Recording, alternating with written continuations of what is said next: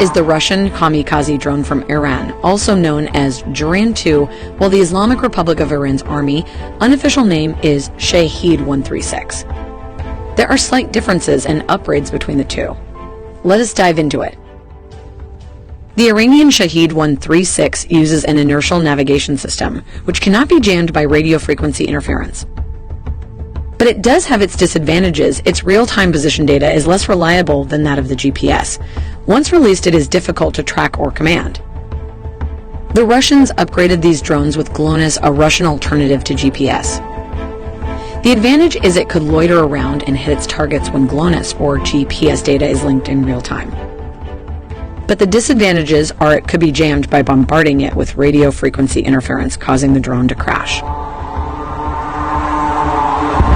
It has been reported that to maximize its range, the drones are being transported by the Tupolev 22M, which is a supersonic, variable sweep-wing, long-range strategic, and maritime strike bomber. The Tupolev opens its bomb bay door to release 2 to 4 drones. Its Mado MD-550 engine will then take over and travel to its designated target. Reports suggest they are also being altered to fit into this Sukhoi 37 aircraft, a multi-role jet to carry the drone on both of its wings.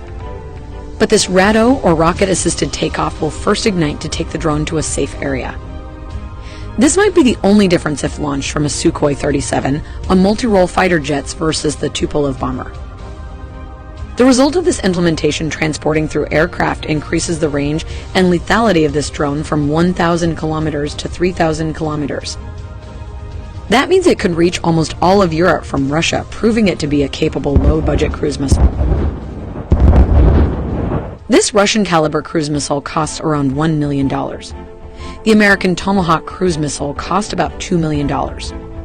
The Shahed 136 is more or less a low-budget cruise missile with a reported price tag of just $10,000 to $40,000 depending on variants, while the average price of cars here in America is around $40,000.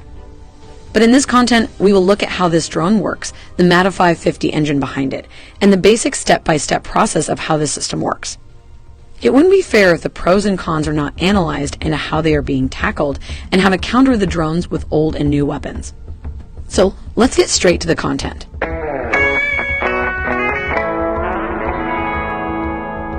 Now let us analyze what is a loitering munition. A loitering munition, commonly referred to as a suicide drone or kamikaze drone, is a type of airborne weapon system that waits calmly around the target location for a duration of time before launching its attack. Loitering munitions are cheap, rapid response time against hidden or covert targets that appear for short periods without positioning high-value drones close to the target area.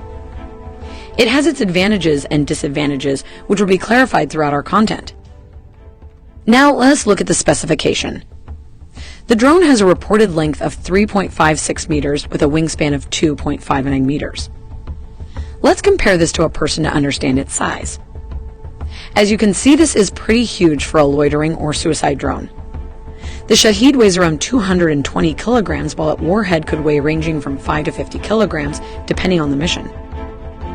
All that weight is amazingly being powered by a Mado MD-550, which is a Chinese copy of the German engine Limbach L550E.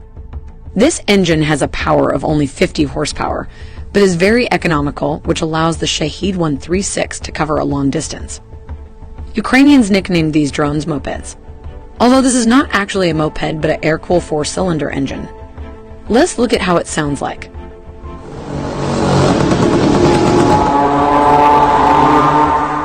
The soldiers on the battlefield reported it sounded like the World War II German planes, the Stuka, but just replace this with a moped sound buzzing around. Interestingly, the Germans intentionally developed this siren to create a psychological impact in the battlefield. They would install a wind-driven siren that uttered a screaming sound at a maximum dive speed. But instead of the German Stuka siren in this modern battlefield, you will be hearing a moped sound buzzing in the air, which would be soaring through the sky. These are reported to be the flaps located just beside the engine, and these are what are called the elevens, which function like the elevator of the plane. It has been reported that the Russian drones are guided by GLONASS Russian GPS. While in the case of Shahed drone, it uses anti-radiation seeker located in the middle of the fuselage. For those of you who are not familiar, what are anti-radiation seeker? It is a missile or drone that is designed to detect and home in on an enemy radio emission source to strike its target. Combining the delta wing configuration with the Mado 550 engine will give the drone a range of 1,000 kilometers, while the reported cruising range is 2,500 kilometers. Now let us look at what is inside the belly of this drone. This is the RATO, or rocket-assisted takeoff, which we'll be explaining its working later in the content. Let's look at the basic step-by-step process of how this works. Step number 1. The drone is carried on a simple truck carrier that looks like it is carrying cargo. But inside this cover are these swarm drones. Each launcher in a standard truck container contains 5 drones. Step number 2. Inertial navigation, or GLONASS data, a Russian alternative to GPS fed to these drones. Points to be noted, they are using a civilian inertial navigation system, but could be upgraded in the future. Step number 3. At a press of a button, the drone is launched with the rocket-assisted takeoff. This rocket-assisted takeoff is ejected just like this. This was installed to reduce weight and efficiency and let the 2-stroke engine take over. Rocket-assisted takeoff are also economical and might be reusable for the next drone. Step number 4. As these are swarm drones, a total of 5 to 10 are used all at once to overwhelm the enemy air defense system. Step number 5. The drone will be loitering at extremely low altitudes, which would make them difficult to shoot. The UAV drones would be operating in a swarm.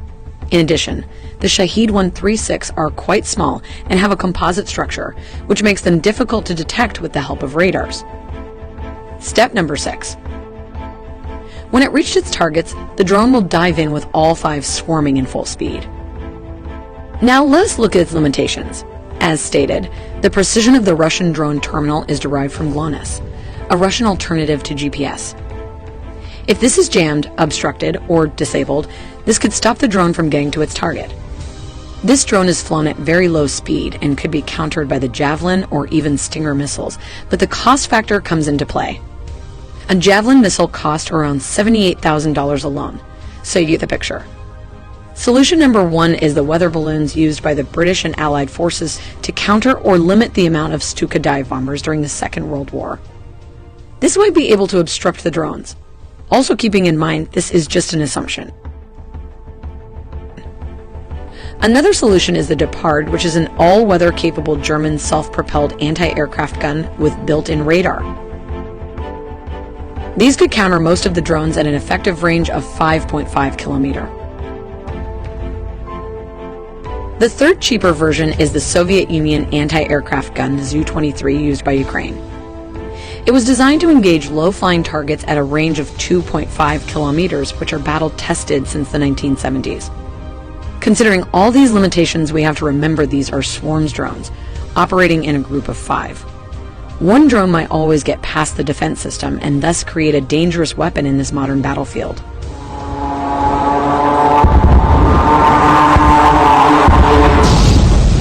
At AI Telly, we produce military engineering content regardless of countries. So smash the subscribe and like button to help.